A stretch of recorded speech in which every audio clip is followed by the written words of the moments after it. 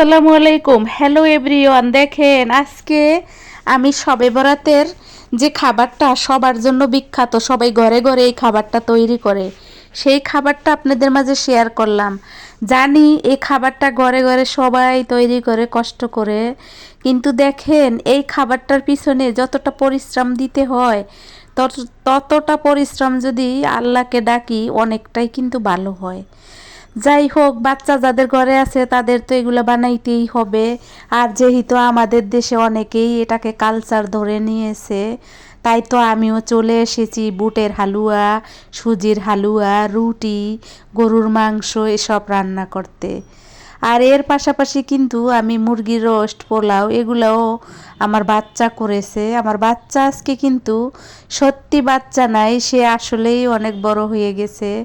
আর সে যেহেতু বড় হয়ে গেছে আর তার হাতের রান্নাটাও খুব সুস্বাদু হয়ে যায়, খুবই টেস্টি হয়। কি বলবো, আমি মা বলে বলছি না, সত্যিকার যারা যারা খায় তারা সবাই বলে যে আপনার বেবিটা আসলে ভালোই রান্না করে।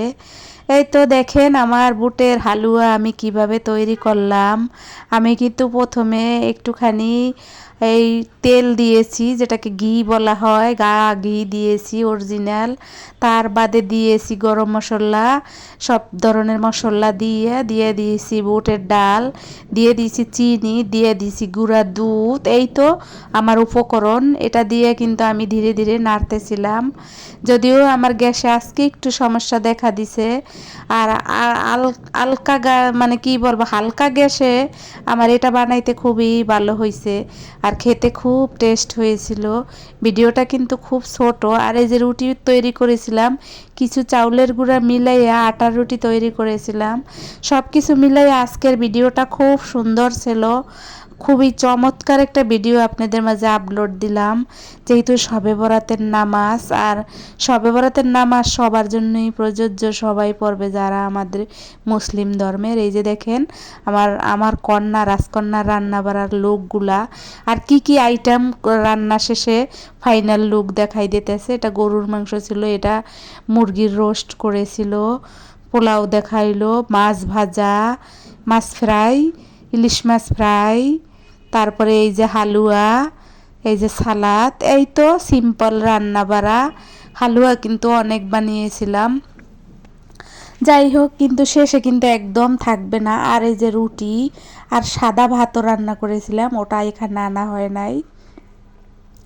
দেখতে থাকেন, সঙ্গে থাকেন আমার ভিডিও, তাহলে আপনাদের অবশ্যই ভালো লাগবে। কে কে এই মুহূর্তে এই হালুয়া রুটি মিস করতেছেন কমেন্টে জানাবেন। দেশের বাহিরে যারা আছেন তারা কে কে মিস করতেছেন বাংলাদেশের এই কালচারটাকে। ভ্যালেন্টাইন ডের উপলক্ষে কিছুই আপনাদের মাঝে শেয়ার করতে পারলাম না। সবাই এই পর্যন্ত ভালো থাকেন। আমার ভিডিওতে যারা যারা আছেন, আমাকে যারা যারা দেখেন, তাদের সবাইকে প্রাণ ঢালা অভিনন্দন ভালোবাসা দিবসে। প্রাণের গভীর থেকে অনেক স্নেহ, মমতা, ভালোবাসা।